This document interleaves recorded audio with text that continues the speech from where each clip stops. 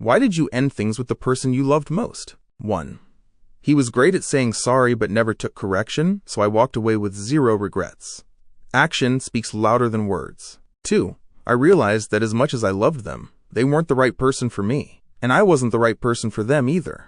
I still love her today, but now it's as a person I admire and want to match in humanity and kindness. She's married with a kid now, and I'm truly happy for her. She's earned the happiness she has. 3. Their future plans meant they would have to move to another country and probably never come back.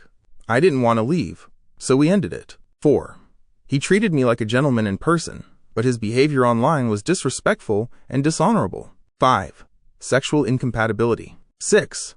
I felt more fulfilled on my own than I did in the relationship. I knew I could do better and be happier if I left. 7. Met him 15 years ago. We went through years of an on-again, ghost-again cycle, where he'd break my heart, disappear, then pop back up like bad Wi-Fi. Eventually, he got into a 5-year relationship, right after ghosting me yet again. Fast forward to after that breakup. Out of nowhere, he messages me on Facebook. First asking for a therapist recommendation. I'm a therapist, so I know good ones. Then asking me out. That's when I realized 15 years was more than enough proof that he wasn't someone I wanted to settle down with, grow old with, or raise kids with. And honestly, I knew I was way better than what he deserved. So I told him I wasn't available, through the same messenger thread. Felt amazing. 8. I wanted kids, she didn't. Now she's married with no kids. And I'm married with 2. It worked out better for both of us. 9. I'm crazy, and she deserves to be happy and safe. 10. He took me for granted the whole time because he knew I loved him too much to ever leave. He needed a plot twist. 11. He started showing abusive behaviors. 12. Knowing that in a few months she was going to repeat the same mistakes she swore she'd never make again, and that I'd end up heartbroken and bitter when she did it to me for the nth time. I loved her passionately, ferociously, the kind of love that ruined my life. So I chose someone safer. 13. She cheated on me. 14. Silent treatment every time. I don't know, I just couldn't take it anymore. 15. It wasn't real love. It was manipulation disguised as love. If you're still watching, means you're enjoying the stories. Subscribe so you can look forward to more stories like these. Now on to 16. He started criticizing me about everything. He nitpicked every single thing I did, even when I followed his instructions exactly. He was never satisfied. Nothing I did was enough. He could go on for ages ranting about all my flaws. One day, during one of those rants, he told me I was the most annoying person he had ever met, and that he hated me. I took that whole exchange as him breaking up with me, so I started packing my things and getting ready to leave. He asked what I was doing, and I told him, "You broke up with me, so I'm leaving." Then he started crying in front of me, got on his knees, and begged me not to go, saying no one had ever broken up with him before. He started sobbing about how I was too nice to him, that he didn't mean it, and just kept going. I was completely confused. I ended up consoling him for a while, telling him he'd bounce back and find someone else, that there were plenty of fish in the sea. Once he was somewhat cheered up, I packed my shit and left. Never again. 17. We haven't separated yet, but I'm seriously considering divorce just so I never have to deal with his family again. He's amazing, but his family doesn't like me, and with how they've treated me for years, I feel the same about them. I've told my husband many times I don't want anything to do with them. I'd never stop him from seeing them, I just want him to do it without me, and not in our home. The problem is, we're the only couple without kids, so we get used as a hotel. I've spent 8 years tolerating being disrespected in my own house when they stay here. His mother whispers nasty things in my ear, body shames me, and puts her hands on me without my consent. She's lucky I didn't throat punch her the last time. She somehow manages to ruin something of mine every single visit, whether it's clothes or expensive kitchen appliances I saved up for. I'm at the end of my rope. Our relationship is amazing, but once or twice a year it becomes unbearable. 18. Alcoholism and the refusal to admit or get help. 19. We were married with kids, and I was about 7th on her priority list. 20. He didn't want kids, and I always knew I did. We loved each other deeply, but we both knew that was not something either of us should compromise on. I'm no longer in love with him, but I'll love him forever.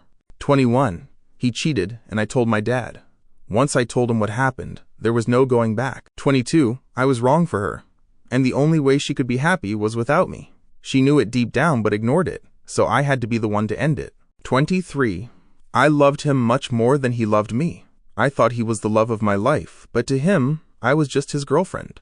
Eventually, that wasn't enough anymore. 24. I didn't believe he truly loved me. I wasn't willing to risk everything I had worked for just because he said he loved me, especially when I didn't feel it. I gave him my whole heart and every chance to make me feel safe, but he never did. That's when I realized love isn't always mutual. Someone can say they love you, and you can love them back, but sometimes it's just for show. If you don't feel it in your gut, you won't stay. 25. Long distance. And she basically soft-launched her next relationship while dating me. Writing was on the wall. I just ended things before it got messy. 26. Their need to shape reality so they were the victim. My ex-husband could not accept accountability, did not know how to trust or repair relationships with others, and had black and white thinking that drove him to hate everyone who tried to help him. Nothing was ever enough, because it was never what he wanted. I knew letting him go would mean he could finally find what he wanted, since he was so adamant that the life he had was horrible. 27. Lies are them telling me straight up that they don't want to talk to me anymore. 28. He just couldn't get his life together, and kept making the same mistakes. 29. When trust is broken for sure, because staying meant losing myself. 30. I'm still working up the courage to do it. 31. He went to a friend's house for game night. It was couples night. His friend made sure there was a girl for him, knowing we had been together 5 years by that point. It lasted about another week before all I saw were lies. 32. She lied about giving her number out even after the evidence was shown to her. She labeled me as delusional and insecure and sworn she didn't do anything wrong, even swearing on my dead relatives. 33. His lack of ambition personally and professionally. Was too happy being complacent. 34. Sometimes you realize that the worst bits of someone don't make up for their incredibly good bits. I knew for a year. I gave her the space to change and the support and comfort to know that I was behind her. I also told her what needed to change, like, stop lying, stop shouting over me when I'm trying to have a conversation. When she showed me that changing was not a priority, and when I realized how lonely I felt for the last year while with her, I knew it was time to live my life without her. 35. He cheated on me. But what made it completely unforgivable is that he kept lying about so many things. If he could have been straight up with me, we might have been able to work through it. But all the lies made me realize I would never be able to trust him, and I couldn't live like that. 36. She was unable to overcome her avoidant attachment. She tried and messaged me at least once a day after I told her about my need of more closeness. But she didn't talk about her day or what was going on in her life for months, and became more and more emotionally distant to me. That was when I knew we were not compatible, even with communication. She tried being someone else, and wasn't happy. We cut the line together. I still love her, and hope she can fix her communication problem. 37. We were high school sweethearts. Eventually, we were at different stages in life and became incompatible. I still feel love for him, but not romantically. 38. I was not in a good place mentally and emotionally, and his life was just starting to get better. Made sense for me to walk out, instead of keeping on bothering him with my shit. 39. When I realized he loved me less than I loved him. He didn't care about my favorites and dreams. It felt almost like I was just a body for him to use, because he is lonely. 40. There was plenty of reasons, but the one I couldn't understand was lack of affection. We were together for 13 years, moved to another country together, and lived together for 9 years, where I was a boyfriend, father, mother, friend, and a housekeeper. Did all the shopping, was the only one who cooks, cleaned the house, did the laundry, made sure she always has clean uniform, changed linen because no one else would, and drove her to work every day, even on my days off. I would wake up before her to make her coffee, and made sure she woke up on time. Spent my holidays on her needs, driving her grandfather and visiting her family, and got absolutely nothing in return. But I loved her so much, and always hoped one day she would wake up and realize what she is doing, but completely opposite happened. She came one day and basically told me, I think we're not good together. After trying to reason with her for a while and talk about it, even offered couples counseling while she ignored me, finally I gave up. Had to go home for a medical procedure and was away for a while. She called me and said she found a place to stay, and what do I think about that?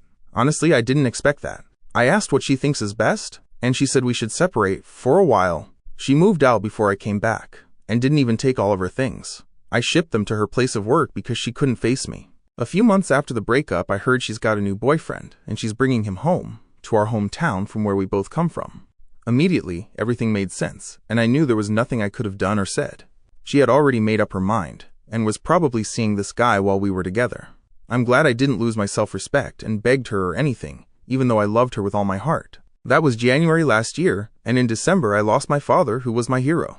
So yeah, not a great year for me, but I'm doing my best. That's all for now. Don't forget to subscribe so I can keep bringing you more of these stories. Thanks for sticking around till the end. See you next time, and take care.